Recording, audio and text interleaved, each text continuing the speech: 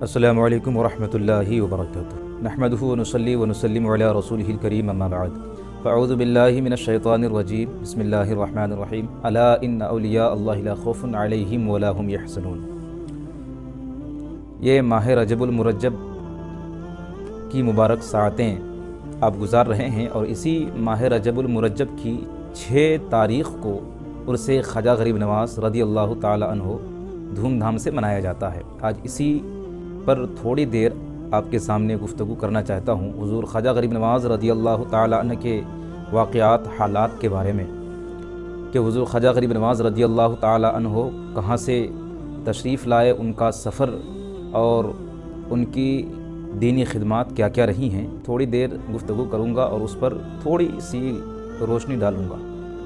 اس لیے کہ ہندوستان کے سب سے بڑے عظیم ولی کا نام سلطان الہند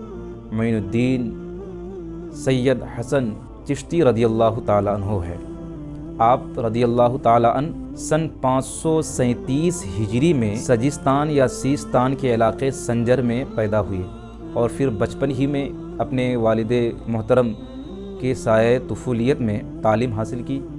اور پھر جب بڑے ہو گئے پھر حرمین طیبین کی زیارت کے وقت بارگاہ رسالت مآب صلی اللہ تعالی علیہ وسلم سے خواجہ غریب نواز رضی اللہ تعالی عنہ کو سرزمین ہند کی ولایت عطا کی، اور پھر فرمایا حضور پیارے آقا صلی اللہ تعالی علیہ وسلم نے کہ جاؤ ہندوستان کی سرزمین میں اسلام کو پھیلاؤ، تمہیں وہیں کی ولایت عطا کی جاتی ہے۔ پھر جب آپ یہاں کے سفر کے لیے نکلے تو پھر راستے میں بغداد ہوتا ہوا، کرمان ہوتا ہوا آئے، اور پھر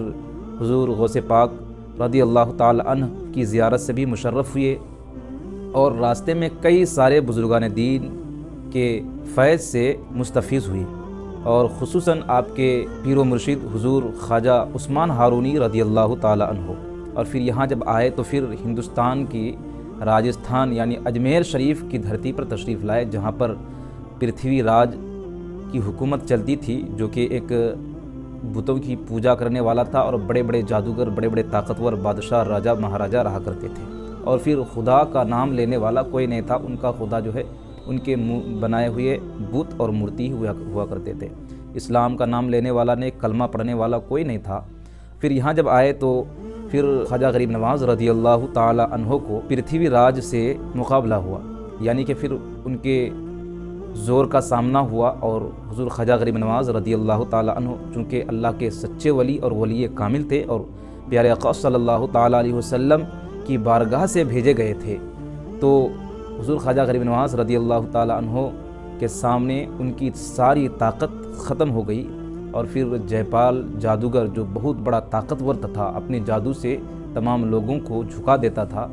حضور خواجہ غریب نواز کو بھی جھکانے کی کوشش کی، لیکن وہ جے پال جادوگر جو بہت بڑا طاقتور اور پہلوان تھا، وہ بھی حضور خواجہ غریب نواز رضی اللہ تعالی عنہ کے قدموں میں جھک کر کے اسلام قبول کر لیا، اور پھر مرید ہو گئے۔ اور اسی طرح 90 لاکھ سے بھی زیادہ کافروں اور غیر مسلموں کو اسلام میں حضور خواجہ غریب نواز نے داخل فرمایا، اور پھر دھیرے دھیرے دھیرے سرزمین ہند میں اسلام کو بلند فرمایا اور اسلام کے پرچم کو لہرایا۔ یہاں کی سرزمین میں اندھیرا ہی اندھیرا تھا، اور اس اندھیریوں کو اسلام کے نور سے منور فرما دیا، اور پھر بابا فرید الدین گنج شکر اور حضور خواجہ قطب الدین بختیار کاکی، حضور نظام الدین اولیاء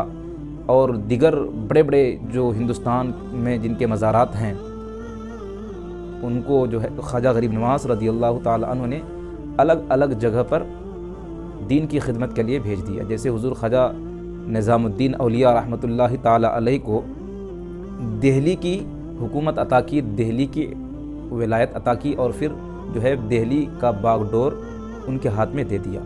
اور اسی طرح اور دیگر بزرگان دین کو، اپنے مریدوں کو جو خاص تھے، الگ الگ جگہ پر بھیج کر کے ہندوستان میں اسلام کو پھیلایا۔ یہ جو ہندوستان میں اسلام کا بول بالا ہے، اسلام کو ہندوستان میں پھیلانے میں حضور خواجہ غریب نواز رضی اللہ تعالی عنہ کا بہت بڑا کرم رہا ہے، اور بہت بڑا کارنامہ حضور خواجہ غریب نواز نے انجام دیا ہے، اور یہی وجہ ہے کہ آج بھی حضور خواجہ غریب نواز رضی اللہ تعالی عنہ کے چاہنے والے بڑھتے ہی جا رہے ہیں۔ اور جب ہر سال جب خواجہ غریب نواز رضی اللہ تعالی عنہ کا عرس آتا ہے تو پھر عقیدت مندوں کی بھیڑ لگ جاتی ہے۔ یہاں اپنے تو اپنے غیر بھی پائے جاتے ہیں جو وہاں عقیدت سے جھکتے ہوئے نظر آتے ہیں۔ اسی لیے اللہ تبارک و تعالیٰ کا فرمان ہے قرآن پاک میں، الا ان اولیاء اللہ لا خوف علیہم ولا هم یحزنون، خبردار بے شک اللہ کے ولیوں کو نہ کسی چیز کا خوف ہے اور نہ کسی چیز کا حزن و ملال۔ الذین آمنوا وکانوا یتقون، اور یہ وہی لوگ ہیں، یعنی اللہ کے ولی کون ہوتے ہیں؟ اللہ نے فرمایا کہ یہ وہی لوگ ہوتے ہیں جو ایمان والے اور تقوی والے ہوتے ہیں۔ تو ولایت کے لیے سب سے پہلی چیز ایمان ہے اور دوسری چیز ہے وہ تقوی۔ جو تقوی جس کے پاس نہیں ہے وہ ولی نہیں ہو سکتا ہے۔ تقوی کے بغیر ولایت کسی کو نہیں ملا کرتی ہے، اور جس کا تقوی جتنا زیادہ ہوگا وہ اتنا ہی بڑا ولی ہوا کرتا ہے۔ اور روایت کے مطابق 45 سال تقریباً حضور خواجہ غریب نواز رضی اللہ تعالی عنہ نے ہندوستان کی سرزمین میں دین کی خدمت۔ پھر 6 رجب المرجب کو حضور خواجہ غریب نواز رضی اللہ تعالی عنہ کا وصال ہو جاتا ہے، اور آپ کا مزار پر بہار اجمیر شریف کی دھرتی پر موجود ہے اور مرجع خلائق ہے۔ اللہ تبارک و تعالی حضور خواجہ غریب نواز رضی اللہ تعالی عنہ کے صدقہ طفیل ہم سب کو ایمان والی زندگی گزارنے کی توفیق عطا فرمائے اور ایمان پر ہم سب کا خاتمہ عطا فرمائے۔ السلام علیکم ورحمۃ اللہ وبرکاتہ۔